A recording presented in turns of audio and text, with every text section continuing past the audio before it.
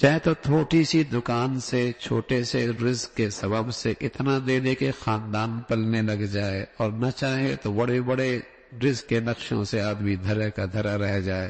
الا لہ الخلق والامر، نظام اسی کا چلتا ہے۔ وہ سب بات دینا چاہے تو انگوٹھے چھاپ کو اتنا دے دے کہ دنیا دیکھتی رہ جائے، نہ دینے پہ آئے، کسی کی قسمت میں نہ ہو تو بڑی بڑی ڈگریاں لیے بیٹھا ہے تب بھی کچھ ہاتھ نہیں آتا۔ الا لہ الخلق والامر، اللہ کا نظام چلتا ہے۔ اور فی السماء رزقکم، تمہارے رزق کے معاملے ہو، اس کے فیصلے بھی آسمانوں پر ہیں۔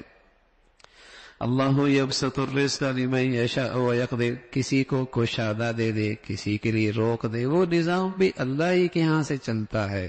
الا لہ الخلق والامر، تم تو اسباب کی حد تک دکان کھول سکتے ہو، فیکٹریاں بیٹھ سکتے ہو، زمین پہ دانہ ڈال سکتے ہو، لیکن اس کے اندر سے پھر نظام تو اللہ کا چلتا ہے۔ کون تمہارے پاس بھیجتا ہے، کون زمین کے اندر سے اس دانے کو سلیقے سے پھاڑتا ہے، پھر کونپل نکالتا ہے، پھر گرمی سردی کی تند و تیز ہواؤں میں اسے پروان چڑھاتا ہے، پھر اس میں پھل لگاتا ہے، پھر اس میں ذائقہ اور رنگت رکھتا ہے۔ الا لہ الخلق والامر، یہ پیدا کرنے والا بھی اللہ ہی ہے، اور اس میں سارا تصرف اور فیصلے بھی اللہ کے چلتے ہیں۔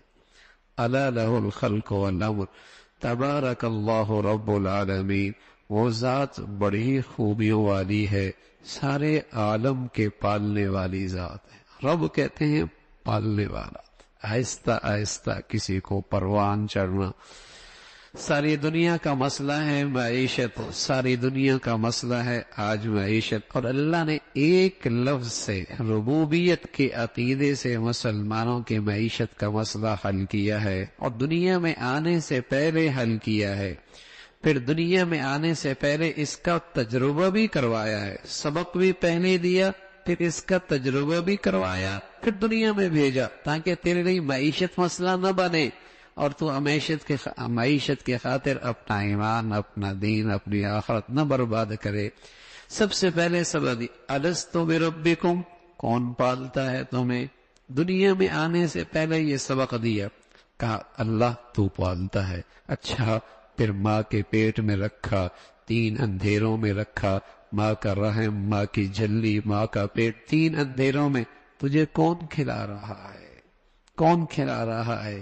دنیا میں آیا، نہ ہاتھ ہلا سکتا ہے، نہ پاؤں اٹھا سکتا ہے، نہ زبان ہلا سکتا ہے، نہ اپنے نفع کی چیز حاصل کر سکتا ہے، نہ نقصان سے بچ سکتا ہے۔ دنیا میں آتی ماں کی چھاتی میں اس کی غذا کا انتظام کس نے کیا، اور سب کے دلوں میں اس کی محبت کس نے ڈالی؟ سبق بھی پہلے دیا، اور پھر دنیا میں آتے اس کا تجربہ بھی کروایا۔ اس کے جسم میں ذرا سی جان کیا آتی ہے، عقل میں روشنی کیا آتی ہے، اور جسے کہیں کہ اعصاب میں قوت کیا آتی ہے، چلنے پھرنے کی طاقت کیا آتی ہے، یہ نادان سمجھتا ہے تو میں اپنے بل بوتے پہ میں معیشت کی گاڑی چلاتا ہوں، اب تو میں اپنی عقل و دانش کی بنیاد پر معیشت کی گاڑی چلاتا ہوں۔ ارے اماں کے پیٹ میں تیری معیشت کا مسئلہ حل کس نے کیا تھا؟ اور جب دنیا میں آیا تھا تیری معیشت کا مسئلہ کس نے حل کیا تھا؟ اب کیوں بھول گیا ہے؟ تو یہ سبق دیا کب؟ دنیا میں آنے سے پہلے۔ فرعون بھی کہا کرتا تھا انا ربکم الاعلی، معیشت کی ساری باغ ڈور میرے ہاتھ میں، میں نہ کھلاؤں تم نہیں کھا سکتے، میں تمہارے لیے مسائل حل نہ کروں تمہارے مسائل حل نہیں ہو سکتے، انا ربکم الاعلی۔ اور ایک وقت دجال آئے گا، آج ساری دجالی فضا بن رہی ہے جو یہ کہہ رہی کہ اسباب سے، مادیت سے زندگی بنتی ہے، اگر یہ مادیت نہ ہو تو زندگی کا نظام درہم برہم ہو جائے گا، کوئی کسی کا نظام زندگی چل نہیں سکتا۔ اس وقت کا دجال بھی آ کر یہ کہے گا پالتا میں ہوں، پالتا میں ہوں۔